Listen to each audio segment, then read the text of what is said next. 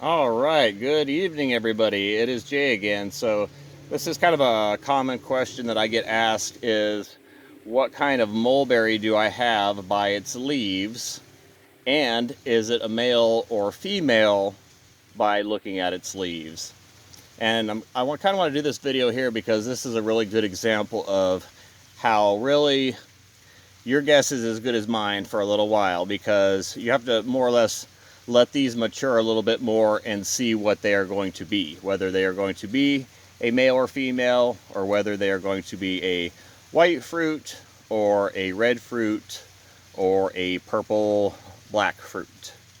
So let me give you an example of these, and this is a really good example because I've got a mother tree back here above, which we'll talk about here in just a little bit. That's the mama mulberry. So mama mulberry is a Pakistani mulberry, a long purple fruit mulberry, and I'm going to assume that all of these little tree seedlings that came up from the fruit falling, I'm going to assume that it's probably from that tree. Now I do have a Shangri-La mulberry that's somewhat nearby, which it's a possibility maybe a couple of these came from that tree, but I'm going to assume for the most part that the majority of these little tree seedlings that I'm going to show you here are from the tree above me.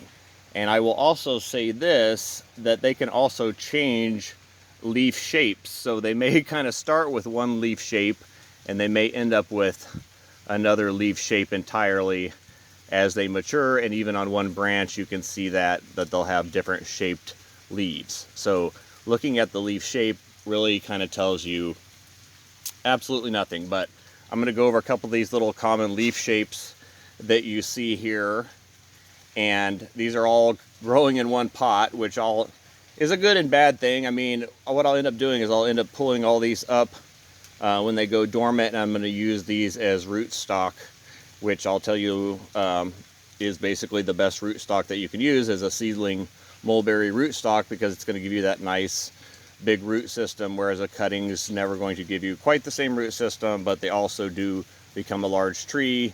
And you guys need to be familiar of whether you want a medium-sized large mulberry or if you want a large mulberry, because they all get really big and they all grow really fast in one season, even when you cut them back, which I will show you here shortly. All right, so let's go over these. So got one here, right? This is kind of like the fig shape. This is one where people ask, like, they're not quite sure if it's a fig growing or if it's a mulberry growing. So it is a mulberry in this case. Then right next to it we've got one, it's got more of the common leaf shape, the bigger leaf here. So there's one, two, you got a little one sprouted down here. I mean, that one kind of even looks like a castor bean, but this one is also a mulberry. You got this mulberry. You got one back here. You got one here, kind of like that castor bean shape also. You got one here, normal. You got one here, normal. Little one there, normal. Oh man, these things are just pretty awesome. You got one here.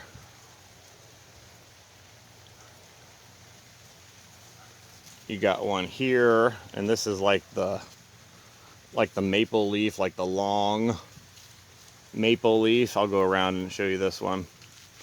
And then back here, you got one that's popped up that's even more like a maple leaf. So you see this one's like kind of frilly.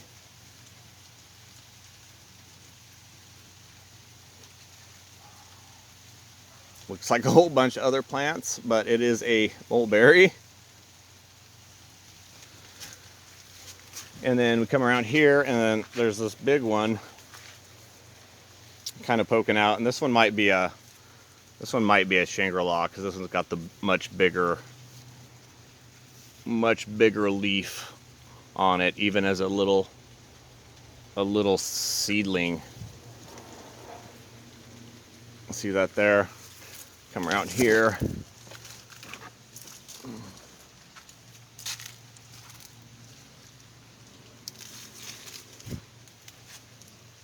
Okay, so yeah, you can see that leaf shape there. And see, that one's really pronounced there. So that is all I see. These are right underneath the mulberry. Let me see if I can back up here, and then I'll show you the tree so you guys will know what to sort of expect too. So this is sort of eye level.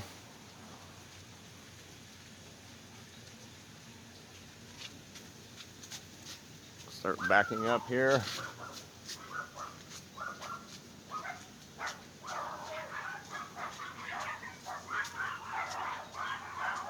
Okay, so you can see that it is a big tree. It's probably, I don't know, 25 feet at least.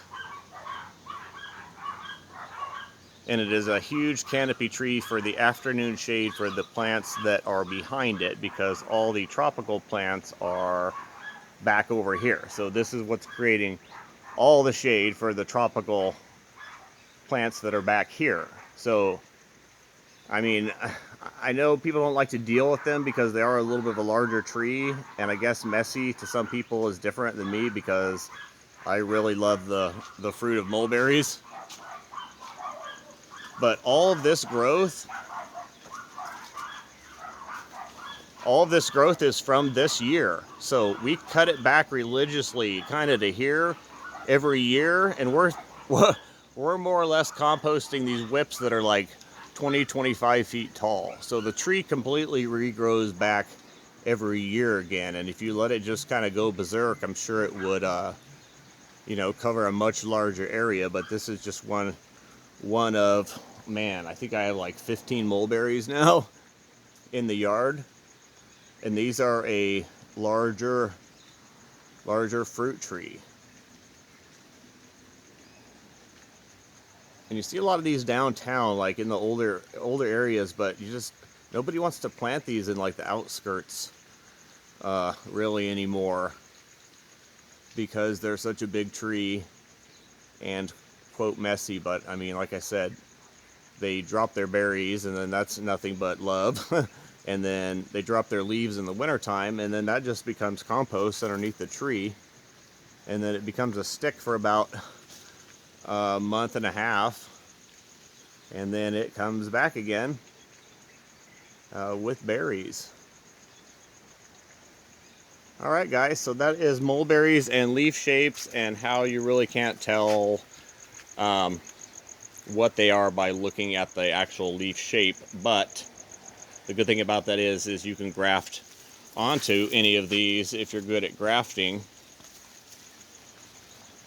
This is in with a black Suriname cherry. I might actually leave this one and graft onto this one as a larger tree, and then just have the black Suriname cherry be like the companion plant now to the mulberry tree. All right, guys, that is it. Thank you for watching.